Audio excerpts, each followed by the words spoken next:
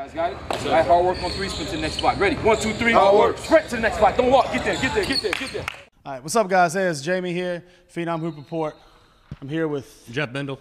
Jeff Bender, Director of Player Analysis here at Phenom Hoop Report. We're coming at you from Phenom Team Camp Session 1. It was a great weekend overall. We started Friday about 1 o'clock, and we're going to, it's about 7 o'clock right now on Sunday. Had 50-plus teams come through, had 50-plus college coaches come through. I'd say overall it was a pretty good success here at Queens University. Yeah, I'd completely agree. I mean, things ran smooth, no problems anywhere. Great basketball in the gym. Coaches liked what they saw. One of the things that stood out to me to start off was the amount of the quality teams that we had actually come through. We had defending state champions from West Virginia, Chapmanville High School. Sure. We had Henderson Collegiate come in. We had Bishop McGinnis, and then add on top of that, you had teams like Butler came in, Moravian Prep came in. We had Independence.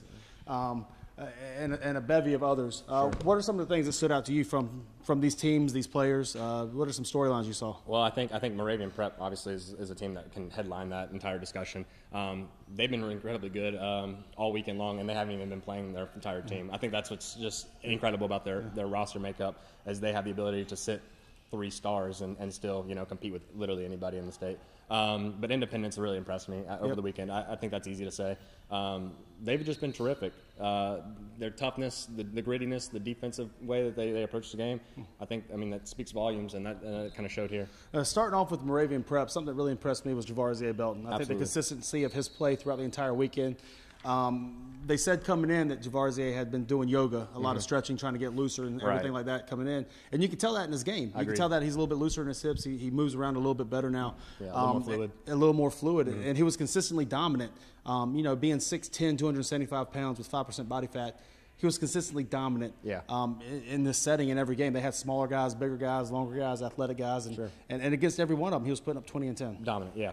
I mean, obviously Hall is going to get a lot of the attention because, 5-star, why wouldn't he? But Belton's been exceptional. Yep. I mean, this weekend, throughout the weekend, he's welcomed every challenge, even when guys have gotten up and tried to get under his skin.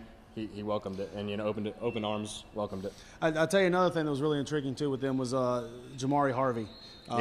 Playing as a primary initiator. Yes. We've known him in the past. He's been a gritty kind of two-way wing, really good defender who kind of got things done on offense, found himself on offense because he played so hard. Now he's actually initiating offense, and he looked pretty good, especially in the pick-and-roll type of setting that Moravian was using. He looked really good bringing the ball up and getting people in the sets. Sure. I mean, and Coach Ellis and I spoke about that, prior to the game. Thinking that he's actually might be the full-time point guard this year. I mean, he looks ready. They might not need to bring on another guy. But that being said, I think we saw the guy Darius Davis. Yes, Darius Davis. Their newest addition is going to be, a great addition to the team. Tough, gritty, just a guy that every team needs, and he can get to the basket at will. And you mentioned Independence earlier. I think everything that Independence does, obviously they're a product of their coach. Their coach breeds toughness and all that. But I think everything they do starts with Anthony Allen. Anthony Allen had an unbelievable weekend this weekend. Through 6 games, he showcased the fact that he's a consistent shooter. He showcased toughness. He showcased athleticism, quickness, and leadership. We have seen him with the DTA Elite team a lot, his AAU program, and he's grown even more even since then. What are your thoughts on Anthony Allen and how he performed? Yeah, I think Anthony Allen is seeming to be like the perfect replacement for A.J. McKee. I mean, incredibly tough, incredibly gritty, and as you said, I mean, he scores it as well as you want. I think really what stood out for me, though, is how he's kind of gone up another level. Yeah. He's already been incredibly impressive all spring, but now it's just kind of gone into another territory. But then, speaking of which, Marion Bodrick, Nigel Verdier, I mean, 2 more guys that are going to be major recruiting pieces. Yeah, absolutely. And Jalen Hinton as well had a heck of a weekend scoring the ball. He's going to be a great addition to this team, with his offensive punch. I think one of the things, too, is about Allen that really impresses his ability to defend the point of attack. Absolutely. He has quick hands. He has a dogged mentality. He doesn't mind pressing up on you and making you uncomfortable. Yeah. Sometimes he'll get shook, but most of the time he'll make the opposition uncomfortable. I think that really showed when they played Henderson Collegiate earlier today. Caleb Matthews has had a huge weekend. Yes. Unbelievable player. He's really taken a step forward into a full scholarship player, all that stuff. But he was bothered by Allen with his ability to defend, his quick hands, his quick feet, and the strength. And that just goes to show the type of player that I think Allen is, but also with Amarion Bodrick. Yesterday, he was playing against Moravian Prep, obviously. Javarzier, who we spoke about earlier, 6'10", 275. Boderick's about 6'7", maybe 190. Yeah, 100. He's thin. Yes, he's given up about 100 pounds. Sure. But he still had 8 to 10 block shots that game. And he was really aggressive. I mean, yes. I think what stood out was how much he welcomed that challenge, how much he wanted to be intense in that setting. And let's not get it wrong. At the end of the day, Javarzier did what Javarzier should have done. Sure. But Boderick didn't back down. I think his defensive presence, his toughness, is something to be encouraged about. Yeah, really stood out. And Independence will always be that way. Yeah. You can't play for Preston Davis and not be a tough, intense, defensive-minded player. Yeah, absolutely. And I mean, I think another thing about Anthony Allen. I mean, I know we could talk about him for days, but I mean, as mistake-free as he plays, when he makes a mistake, he corrects it almost immediately. Like if he turns the ball over, he's going to get a steal. Like it's almost inevitable. And then moving on, we talked about Moravian Prep earlier. Let's talk about the game of the weekend and what I thought was Southern Durham versus Moravian Prep on Friday night. Unbelievable matchup. We talked about Moravian Prep earlier already. What are your thoughts on some of the Southern Durham kids? I mean, obviously Ricky Council is going to be the headliner, but Ahmad Hamilton's a kid that we've been seeing for a long time. Durham Hurricanes, a guy, we've been watching him since I've been on board. Had an absolute outburst, 28 points, put the team on his back. Was the only guy that could do anything on offense for the first part of the game because they were so centered on Ricky. And then when it got into crunch time, he was there, and then Ricky Council obviously hit a miraculous game winner. I think with Ahmad, he really showed he could shoot the ball. Yeah. If you can shoot the ball, you can play. I was about to say, there was never a question, I think, of his toughness or ability to get to the basket and defend. Ricky today came out and really he went to the top 100 camp yesterday. He came in today with a purpose. He showcased kind of the full gamut of what he had in the toolkit with his ability to handle the ball. We've always known he's a supreme athlete. Today he showed the breakdown ability off the bounce from the wing. He also showed the ability to make shots. Shot making is a key component to going from level to level, and Ricky showed he can make shots at a pretty high rate against a good team, the Independence team that we talked about earlier. I think he had 4 threes that game, ended up with 20 or so points. Ricky's game has gone to the next step. He's picked up a couple offers here in recent weeks. That's going to be very interesting to see how many more he gets because he's very deserving of 10, 15, 20, kind of one of those type of blow-ups here in the next couple of weeks. Yeah, I completely agree.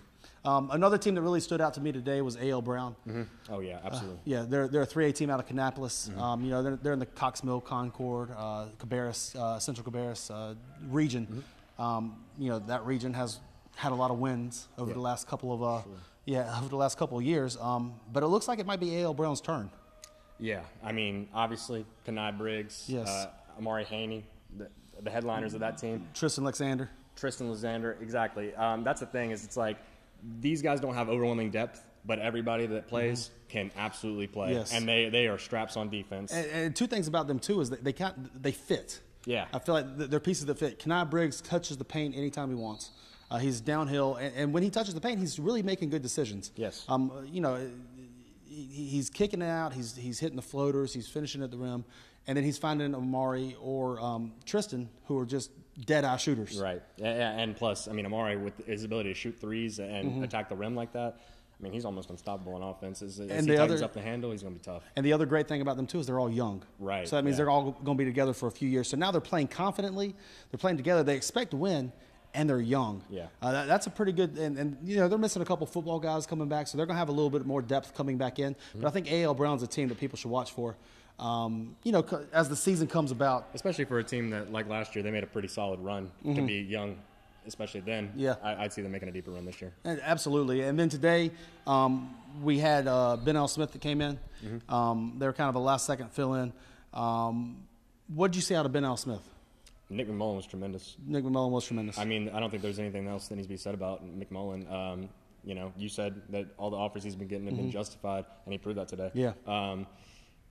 Beyond him, Khalid Hines, just a really gritty, solid, scrappy two-way guard. I mean, I'll tell you. So Nick McMullen and Silas Mason are going to get a lot of the headlines, and deservedly so. They're solid players. They're good players. They're getting all kinds of offers and stuff. But Jordan Williams and Khalid Hines, I believe, are the two guys that will be the difference makers as to how far Smith goes. 100%, and I'll attest to that, to having seen them so much last year. if Jordan Williams is on, they're a different team. Yeah. They are able to beat teams that they are just simply outmatched by. And playing with throughout April with the Greensboro Warriors, he showcased the fact that he's a scholarship level player, and I think he further proved that here, the fact that every D2 within the region, within the state, should be clamoring all over Jordan Williams, because somehow, some way, he's going to produce. He's going to get the key rebound. 6'5", fills in the stat sheet, can handle it, and capable of shooter. He's going to finish at every level. Yeah. He's going to get the rebound. He's going to get the steal. He's going to make the play, and he's going to win you the game. It's not always pretty and sexy, but it's always effective and productive. Absolutely. And Khalid Hines too showed as well in April that he can get a bucket. Yeah. That he can absolutely flat score the ball. He's athletic and quick, and he showcased that again here. Yeah. That he can absolutely go get a bucket. Absolutely. So going on to a couple of the teams I think that are intriguing. They actually paired up against one another today, Mount Pleasant and Mountain Heritage. I think they have an interesting mix of players on their team, starting with Mount Pleasant with Hunter Sloop and Shane Fernald. Their unique skill sets paired together at 6'7", both can handle, shoot, and pass. Yeah. Both can rebound and do all that.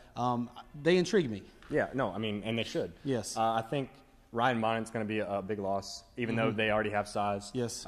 Just having a guaranteed bucket on the block, it's hard to replace something like that. That being said, as their guard play gets better, this team's going to be tough. I mean, they have those two guys to build around, two guys like you spoke to, versatile, skilled, just a matchup problem. Yeah, absolutely. And then the Mountain Heritage team going from there, Callan Randolph, Justice Shelton, Logan Higgins, Lucas Jenkins.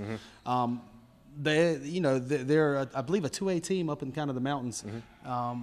They're really interesting as well. I mean, they had a great day today. I know they had a buzzer-beating win. I know they won. I think they won all 3 of their games. I know they won at least 2 of them. But all 4 of those guys can lead them in scoring.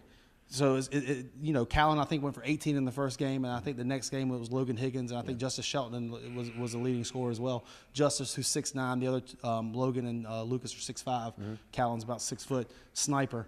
That type of they've been together for a while. I was about to say that type of chemistry. I was about to say the chemistry. I think you can see it. It's evident with the way they play. Yeah. So that team intrigues. Another intriguing duo prospect was Butler. Oh, yes. We've known about Jordan McFadder for a while now. I mean, he was a big-time elementary school player, moving up through the middle school ranks, and now he's in high school as a sophomore. Big-time player, big-time weekend. But Patrick Wessler is a new name that we weren't as familiar with. He's come to a couple of our events. We've seen him previously, but seeing him with his high school team allowed us to see an entirely new dimension. What does having a 7-footer and a point guard, what type of dynamic does that have with one another, and how, what does that give Butler? I absolutely love Butler's team and their makeup of the way they play now. Wessler's going to be probably the star piece going forward. Obviously 6'11" with that type of skill set. I mean, he's doing stuff off the bounce, creating for himself off 1 dribble, 2 dribbles, automatic bucket on the block, touch with either hand. I mean, his offensive arsenal is ridiculous, and his timing on defense is already there. That being said, McFadder is one of the most effective guys that lack true size. I mean, oh my gosh, the kid is just so good at being a playmaker. He has elite IQ, elite vision, and elite playmaking ability. And he touches the paint all the time. He's got it on the string. Simply put, he's one of the most deceptive passers in the state. So when you start off with 2 players like that, what Butler did this weekend, obviously they have a great coach in Myron Lowry, so they're going to be well coached. They're going to play up to but their other guys stepped up and made plays. They made shots. They got key rebounds. They defended. That's an interesting team moving forward. People aren't really talking about them right now, but I think it's a team who could snap off a couple wins that they shouldn't when it comes league play. That's funny you say that. I tweeted out the exact same thing. I mean, I put that out. But I think that, kind of like you spoke to, these guys are shot makers, and they have size. So to have a guard like that can hit guys in their spots and to have just surrounding shooters and only 2 seniors on the team, I mean, I think this is going to be a team to watch going forward. Without question. And then let's talk about 2 of the teams that were here for each day, Henderson Collegiate and Chapmanville. We got plenty of views of them. We got, I think, 9 games for each of them. Let's start with Henderson Collegiate, the local team in North Carolina. They were kind of the unsung hero all of last year during the high school. They made all the way to the state championship game. They beat Ravenscroft by 20 or so last year, and they kind of just did all their stuff quietly. Now I think they have a little bit more of a marking on their back. Part of that because of the success they had last year. Part of that because, we're kind of pumping them, and people are seeing them and knowing about them. What have you seen with this Henderson Collegiate group? Well, I mean, there's a lot to be excited about with these guys, especially if the whole Nick Green thing ends up, coming to fruition. But Javante Waverly is just a pure point guard. I mean, he can score it, but his vision, his IQ, just off the charts. Yeah. And Caleb Matthews has been nothing short of exceptional. Yeah, all weekend. one of the breakout players of the whole weekend. Arguably the best player that was, performer that was here. Just shooting the cover off the ball. I saw a game today over here where he had 7 dunks. Yeah. I mean, in 10 minutes of play. It was just unbelievable. 6'4" with a 6'8" wingspan, shoots the ball, athletic.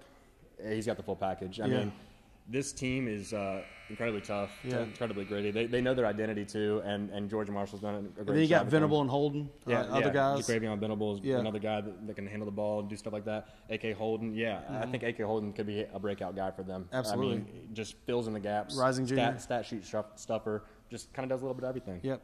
And then on to Chapmanville, the 2-time defending state champion in West Virginia. They're led by Obina Killen. Obviously, I think he ranked 105 in the country. Possibly that might be a little bit low. Probably low. His ball skills and athleticism, his size, what makes him a dominant player? His versatility is off the charts. I mean, we saw him in March most recently, and he was, doing everything. But I still think even then his ball skills have improved since then. I think he's creating for himself a little bit easier, having his jump shots, tightened up a little bit. But I mean, he's just a monster rebounder. Yeah. His motor's unbelievable, and at 6'9", it's tough to account for a guy like that because he's just always in go mode. And then he's got some shooters and playmakers around him as well with Scholl. Mullins. And then Mullins, and then also David Tubeck's coming around. Yeah. I mean, Tubeck, obviously, you're going to see him, and you're going to, question. Been playing basketball for 4 months. Yeah. I'm still super excited about him. I mean, but then Andrew Scholl, just killer. Absolute killer. Yeah. Anybody that doubts him is just going to be proven wrong. Yeah. I mean, the kid has probably the best mid-range pull-up in the region. I'd go on a whim to say that. Yep. But he's just smart, pure point guard that scores as needed. And then Philip Mullins, kind of just sniper. Yeah, fills in the gaps, glue guy that can really shoot it. It's a really good team. Yeah. So guys, that is our event coverage here for this week. Session 1, Phenom Team Camp. Make sure we still have it open until Monday night at end of business will be the close of Session 2 next week at Nation Ford High School. Also, make sure you take a look out for the Summer Havoc live period events that we have coming up and the Champion Showcase that we have in July that'll be here. Appreciate everything. Make sure you check us out. Phenom Team Camp is the hashtag. Check us out on Instagram. Check us out on Twitter, Phenom_hoops. Thank you. Guys got it? Nice hard work on 3, sprint to the next spot. Ready? 1, 2, 3. Hard work. Sprint to the next spot. Don't walk. Get there, get there, get there, get there.